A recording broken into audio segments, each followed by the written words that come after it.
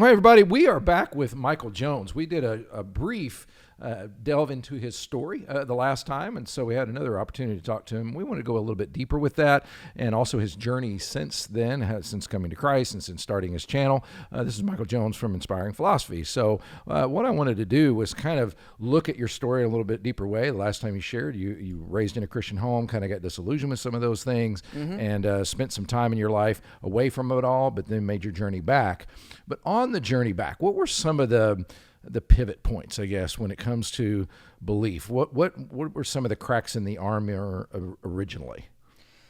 Well, what started for me was someone asked me to just try to treat the Gospels as other historical documents. Don't treat them as if they're divine. Don't treat them as if they're myths. Try to take a middle road approach. Treat them like you would treat the works of Tacitus, Suetonius, Polybius, these kinds of guys, and just see where the evidence leads them. You're not going to dismiss outright the idea that Hannibal didn't cross the Alps with elephants because that's just too extraordinary. No, Polybius and Livy say this is what happened. Why would we discount them on there? Take the same kind of charitable approach with the Gospels. So I said, okay. And when I did that, you start to discover a lot of evidence for them, a lot of evidence in their favor. And the skeptical arguments, the ones that we should dismiss them, really don't stack up. So take the idea that, the early church added the titles to the Gospels at a later point, Matthew, Mark, Luke, and John. So they'll say, like, these were originally anonymous. They weren't really written by these people. The church added these names later. Here's my question. If you were going to invent names and add them to the Gospels to give them more authority, why Mark and Luke? Two people who never met Jesus. Why not Philip, Andrew, John? There's a good one there. But John is the last gospel, surprisingly. He's not the first. You should think you'd put someone in Jesus' inner circle first. Oh, and by the way, the gospel that's written to the Jews, we're going to say the tax collector wrote that one. Right. So it's like things like that. It's like, this doesn't seem like this is something they would make up. Yeah. Now, would you describe yourself, before all that, did you have sort of a chip on your shoulder against the faith, or were you hardened up? Were you in a posture of searching? You were searching out other religions and that whole thing? So I was a very scrawny child. I mean, I was very, very short. Took me a while to grow, matured late, that kind of thing. So I got beat up at church a lot. Literally beat up at church? Oh, yeah. That might put a chip on your shoulder. Sure. I once got a concussion at church. My goodness. Yes. Okay. I remember not wanting to go to church or the youth group because you were getting beat up. Now, I've literally not heard of that before. I've heard of being beat up at school and everything, but never heard of getting beat up at church. No, I remember remember the bigger guys in my grade at that time would run around and they were just very physical and violent, and I was smaller. I didn't want to be around them, so I would try to hide in the corner and get away from them. I didn't want to be there. Right. I kind of was mad at the environment I was being raised in. Now, did you project that onto God? Like, if this is God's place, why am I getting... At first, yes. Okay. Most of my friends were kids I knew in high school that were either atheist, agnostic, the Gothic kids. Right. Okay, I wasn't really a Gothic kid, but most of my friends were. Right. The nerds and the goths were my friends. Right. So I kind of was like, well, if Christians at church, I don't really enjoy being around, are mean. Maybe there's something to the other side. But I also had really good parents that were Christians, so that was probably very influential because I knew not all Christians were bad and evil. I had pretty good parents at this time. So I always tell people my mother went from overnight, one day was a super hardcore fundamentalist to the hippie Christian. I don't know, something happened in her. And you don't know what happened? No, I wasn't allowed to read Harry Potter, and all of a sudden she's like, yeah, you can watch Austin Powers. It's fine. It was sort of something like that. Okay. And it was really influential and helped me a lot. Well, sure. That makes a lot of sense. So along the pathway, though, when you were away, did you experiment with other religions or belief systems or any of that sort of thing? Or was it pretty much just, I'm just going to do my own thing, leave me alone? Kind of that. Okay. I didn't really become a Muslim or a Buddhist or anything like that. But what I did was I tried to study the evidence against Christianity. And I remember my friends telling me things like, well, we've heard Jesus is based off these deities like Horus. And they told me to check out these websites. And this is 90s websites. So everything is still in Comic Sans and bright pink lettering and stuff. And so now I, as a kid, enjoyed reading ancient mythology for the fun of it. So I knew all about Egyptian mythology and Greek mythology. And I'm reading these websites going, well, this is wrong about Horus. Zeus never did this or said this. There was no crucifixion in ancient Egypt. What are these people talking about? So I think maybe sort of fate or something. Just thinking at the time, well, this is the evidence against Christianity. It's really bad. Maybe if I would have encountered like a Bart Ehrman or like a J.L. Mackie, things would have been different. But at the time, that's what I was exposed to. And it got me thinking, well, the evidence against Christianity is so bad. Let me look at the evidence for Christianity. Yeah, it reminds me of G.K. Chesterton a little bit. I mean, he talked about he was looking at the arguments of atheists, and he literally, it pushed him closer to Christianity because he thought the arguments were bad. So I would say that still happens because since then I have read people like J.L. Mackie and Bart Ehrman, but I don't find them convincing. I still think their arguments are really bad. And if you read responses to them or Christian arguments against them or giving the other side, they tend to resonate more with me and give a more coherent worldview is what I would say. Now, did you find anything, though, that really was a stumbling block? I mean, there were things that kind of you thought, okay, well, that doesn't make any sense, so it's more convincing. But was there any bones you choked on that about the Christian faith that kind of stood in your way a little bit more? Well, yeah, I was becoming convinced of the theory of evolution for a while. Now, when I became a Christian, I went through a period of being a young Earth creationist. But before that, I thought they were incompatible. So that was a stumbling block there. I now argue that they are compatible. Even if you reject evolution, they're still compatible. That's my take. Right. They're compatible regardless. So that was a stumbling block. Also, you read things about the problem of evil. That can be a stumbling block. Things like that are always problems. God of the Old Testament, is he too mean to people? Does he go too far? Is he really Jesus? So those kind of stumbling blocks did come up. But what you do is you don't just say, that's the end of the story.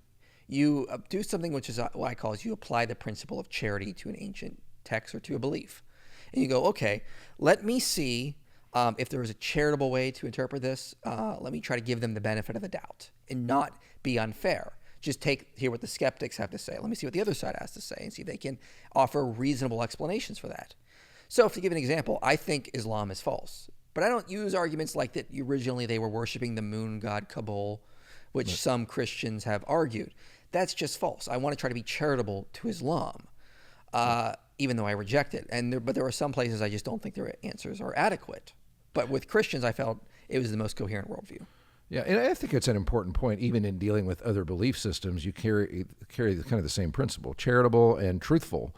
Because I've seen bad. I reject Islam as well, but I've seen bad arguments against Islam, and as Christians, we shouldn't be that. That's a bad argument, so correct. That one shouldn't count. So it's a great principle to kind of guide everything by when it comes to that. So you came to Christ, and how far into your walk were you when you started your current ministry of Inspiring Philosophy? I was pretty far in. So I don't know exactly when I became a Christian, but I know I was still in the military at the time. I was living in Delaware. Then I sort of went through this period where I would debate people on MySpace. So it tells you how long ago that was. Okay, you hear that, everybody? MySpace. And that's where I was convinced young Earth creationism was not true. But I didn't lose my faith because of that, because I also found old Earth creationists, like people like Hugh Ross, that I thought gave reasonable explanations at the time. And I also then progressed more into like a John Walton type view eventually. So that's kind of how I went into this sort of world. Now, so about 5-6 years or so later, roughly, I don't know exactly, I was working a nighttime security job and didn't have anything to do. And I was on YouTube, as everyone else was at that day and age, and just noticing there was not a lot of good Christian videos out there. And I saw some atheists making some really dumb arguments at the time. And I'm like, I could respond to this easily. Right. I could give evidence for God easily. Yeah. These people think the Trinity is illogical. I think I got a good explanation. Let me try to put some of this stuff out there. So that's kind of what I did. Yeah. So now that you've done it it's been how long now? I've started in the end of 2011. So now I've done it for 11 years. Okay. So that gives you an opportunity to kind of notice trends. And as you listen to unbelievers kind of push things out, have you noticed trends? Are there some things that used to be said a lot that aren't as much anymore? Are there things that are being said a lot now that used to not be said? Or is it pretty much same old over the course of... I see them come up with new and different objections all the time. I mean, a year or so ago, I saw people arguing for a thing called the documentary hypothesis, which is the idea that the Pentateuch, the books of Moses, were originally 4 different sources that were combined into one. So originally there was 2 flood stories. Originally there was 2 stories of Joseph being sold into slavery. Right. Then someone combined them. So I'm doing a series now addressing that.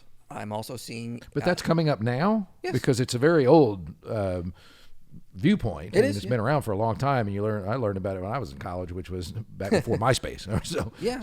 But it's coming out now as a thing. Scholars like Joel Baden have tried to revive it with the neo-documentary hypothesis. And so then he did some interviews online, and I saw a lot of the atheist community picking it up. So I did a series on it called Challenging the Documentary Hypothesis. And the first video is with that title, and it's about 40 minutes long. So I went through a lot of issues with it. So I'll see the objections that are coming up. I'm going to start doing a series on if Jesus was a failed apocalyptic prophet, because I've seen that objection lately, that Jesus predicted the end of the world in the 1st century. So I'll be addressing that probably starting in March. I've seen people arguing the Gospels are not actually biographies, so I'm going to do a video on that as well. So I'll see the objections that are kind of going out now, and I'll plan ahead a couple months and try to do something on that. Yeah. So what have you noticed any trends with believers, like things that seem to matter or things that you could speak to that when it comes to just how they handle their faith or the things that they're saying about their faith one way or the other, if that makes sense to ask? Yeah, I see a lot of people right now, believers, trying to find more holiness in the church, I would say. I think that's something that maybe we're missing in the American church. We've given too much to maybe show or feelings, and not so much trying to understand who God is and His holiness. So I see a lot of Christians sort of trying to longing or searching for that, and that's something that I think we need to consider and think about and how to address. A lot of Christians are also trying to deal with hypocrisy in the church. I mean, Ravi Zacharias' nonsense was quite a bombshell for people. So I did a video addressing that called The Lesson of Samson, where I compared Ravi to Samson and tried to do a video on that. Yeah. So I see believers trying to find certain things to sort of find within the church, and I want to try to help meet that in certain ways. Yeah. So if you were, I'm assuming a lot of your appeal is to younger people. Maybe that's just a caricature because of YouTube and all that. There's probably older people as well, but people because that's the world that they grew up in and that's where they're getting a lot of their information.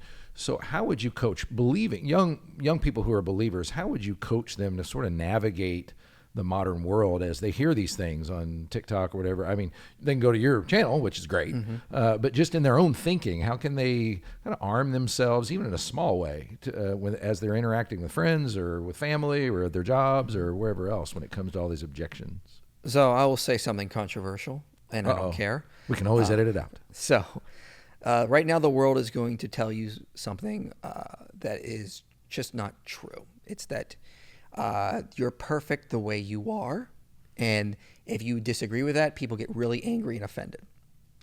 I call it Disney culture. We have been raised in a culture of Disney that you're special, you're unique, there's nothing wrong with you, and you need to have the perfect romance story to be happy.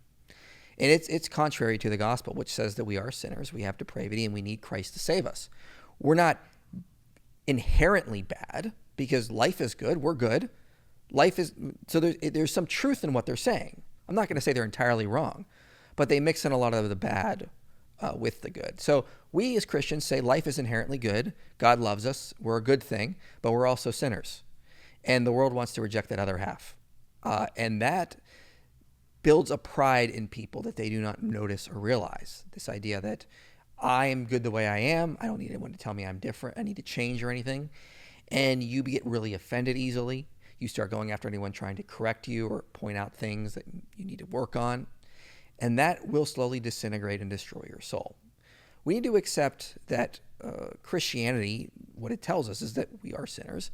And this is not even coming from me. You can get this things from even like an atheist philosopher like Michael Roos, who says total depravity is the one thing you can, find that he thinks Christianity gets right. Just look at what, German enlightened culture turned into with Hitler. Right. With the evil Nazis and all that kind of stuff going on. It was horrible. But I mean, this was the culture of like Kant and Gödel and these wonderful intellectuals. Look what happened. This was coming from Michael Roos. Tom Holland, who's also an atheist historian, says, the great thing about the doctrine of depravity is it humbles us. We have to work together and come over our imperfections and work together. But now we're being told that the reason why there's bad in the culture is not us, the young people. It's these older, evil institutions that came before us and made us bad. And we need to tear them down, whether it's capitalism or Christianity or you name it. There's these evil, bad things in the world, but we're really good and perfect. And if once we rise up and accept that, we'll make the world a better place. And if you accept that lie, you're going to become a much bigger problem than what you're trying to fight. Well said, and we'll keep that in, I think. So not Good. so controversial. I mean, I'll say it to their faces. I don't care. If it hurts, because it's true. It is. I think it was Chesterton who said that the doctrine of original sin is the one doctrine that has objective proof to it. I mean, you have it with you every day, all the time. You're carrying it around with you. Let me add to that a little bit. Being loving does not mean being nice. Sometimes being loving means being tough on people and telling them how it is. Sometimes you have to hurt people because you love them. Yeah. I do TikTok videos and sometimes I'll make jokes and I'll attack and ridicule beliefs. And they'll say, why are you being mean? Because sometimes you got to be mean like Jesus was to the Pharisees so they wake up and they realize what they're doing. Yeah. And yeah, I don't attack people, but I will attack beliefs and I will point out, you're leading people astray. Stop it. Yeah. Well, that's well said because anybody, I like to say that anybody who's ever had children knows that that love is not just being nice all the time, and anybody that's certainly been married it's the same way. So love does not always express itself in just being nice. So what do you think, as you've experienced unbelieving people and they interact with you and they make comments on your videos, what do you think the greatest misconception is about the faith, about belief, about the Christian walk, any of that you see, just the greatest blind spot that unbelievers may have? I think the biggest stumbling block is they constantly think we're trying to control them. We're trying to force our beliefs onto them and make them think a certain way. And again, in every lie, there's a little bit of truth. Yes, we're trying to make them think the gospel is true, absolutely. But everyone is trying to make people accept their own worldview. Look, I tell people I'm an apologist, and I say, well, everyone's really an apologist for their own worldview. I'm just willing to accept the label. Everyone's an apologist, whether you're an atheist, a Christian, agnostic, whatever. You're always trying to argue for your worldview, and you want more people, even if you don't realize it, to think like you. That's just the way we are as humans. Yeah. So yes, we do want people to think a certain way, but we're not trying to control people or force them. That's not what Christianity is about. We're trying to present the gospel, say this is truth. If you don't accept Christ and you stay in your sin, it will slowly destroy and disintegrate you. Heaven is not a place where people are forced to worship God. Heaven is a place where people want to worship God because they realize it is what they were made for. And that's what Christianity is really about. Hell is the place where people are slaves to their sin, slave to their desires. They can't think beyond that. They become slaves to themselves. In heaven, you worship God and you do it freely because you realize this is what's going to give you true enlightenment and joy. Freedom is never truly going to be you're free from everything. There is no such thing as total absolute freedom. You're always going to be serving something, whether it's your own desires or God. And so once you accept that, that's just the way we are, what is really going to give you real purpose and real meaning? Well, it'll be the positive freedom you find in Christ. Yeah. And then let's flip that over. It is when it comes to believing people. I mean, you interact with believers and you kind of watch them. Maybe they didn't get beat up in church, but maybe they have some disillusionments or whatever. What do you think the greatest misconception is about living for Christ or belief among believing people, that if they didn't have that misconception, they might walk freer and have more joy or find more meaning inside the faith itself? It's a good question. Could you elaborate a little bit more before I go? Yeah, just what do you think are some of the mental barriers that believers have, misconceptions about their own faith, that if that were remedied, they would just believe more deeply and just have a more meaningful walk before the Lord? I mean, I know there's been certain things that have happened in my mind, things that I realized. And maybe your mom, when she went from fundamentalist to hippie, there was something that happened there that she went, there was a misconception she had or an issue she had that sent her into sound like she was more free. Now, maybe people can.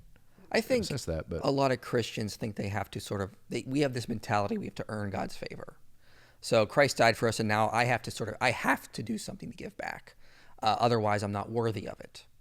And so we try to do certain things, like we try to make ourselves more holy, like, I read in an encyclopedia, Christmas is pagan. Well, it isn't, but let's say it was. well, I'm not going to keep that because God detests anything that's pagan. No, he doesn't. Read Acts 17. Paul quotes a Stoic philosopher, a pantheist, and adds it to Scripture. So God can make anything that was meant for evil good. He doesn't say, like, decorating pine trees are evil. He doesn't say kissing your spouse under a mistletoe is evil. But some Christians are like, well, I'm going to avoid that anyway because I really want to be holy before God. But you're really not. You're adding to the laws of God to try to make yourself holier. And in terms, you're trying to do something God never commanded. Paul does something really interesting in Galatians. He contrasts works of the flesh with fruit of the Spirit. Now, why doesn't he contrast fruit of the Spirit with weeds of evil? Why doesn't he do works of the flesh with fruit? Well, it's intentionally, because works are something we do. We do these types of things. But fruits are something you can't do on your own. You can only put trees in the right conditions so that it grows fruit naturally. Paul is saying, like, put yourself in the right conditions so the Spirit can work in you. You're not going to be able to work your way to God. You got to let the Spirit work in you to grow these fruits. Put yourself in the right conditions, but don't try to work your way. Works are something of the flesh, and that's going to lead to sin, moralism, legalism, any way you take it. Instead, just set yourself in the Spirit, and he will grow the right fruits inside of you. That's the focus we need to have as Christians. Not that we need to sort of do extra things to earn God's favor. That's not what's going to make us more holy. What's going to make us more holy is being around Christ, putting ourselves in the conditions to where these fruits are going to grow. That's what we need to be as Christians, and that's what we need to accept, not trying to add to God's law to make ourselves holier. That will never work. So let's turn to, you do a lot of research, you did a lot of study, and a lot of these things that you're able to come up with answers on because you've spent a lot of time just getting input from other sources and all that. What are some of your favorite sources that you have, those ones that you would send people to if they want to do their own research, they really wanted to grow in their faith? I've heard you quote Lewis a lot. Mm-hmm. I heard a talk where you quoted Tim Keller a lot, and I'm a huge fan of Tim Keller. So others that you would recommend to people that are very helpful. This guy. No. You never can tell. I mean, I would say check out some of the YouTube channels like yours, mine are always good because we do a lot of that, bringing the research to the people that they may not have time to go through books and find.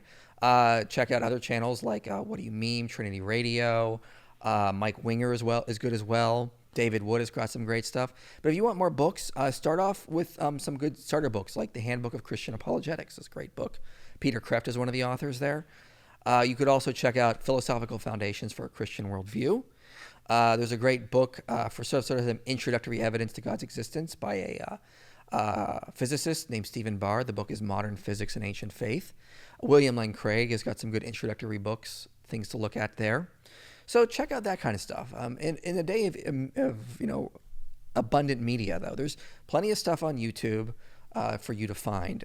Again, check out some of the channels that I recommend as well, and that'll be a good place. And then what I tell people is when you watch my videos, check out some of the books I use if you want to go deeper. I put the books, sometimes I'll include quotes in my videos that I don't think are necessary, but I want to give you more resources to use. So I'm just going to, I'll say the argument and then I'll add a quote from a scholar just so you can see, look, here's another book that you can go to if you want to find out more. Yeah.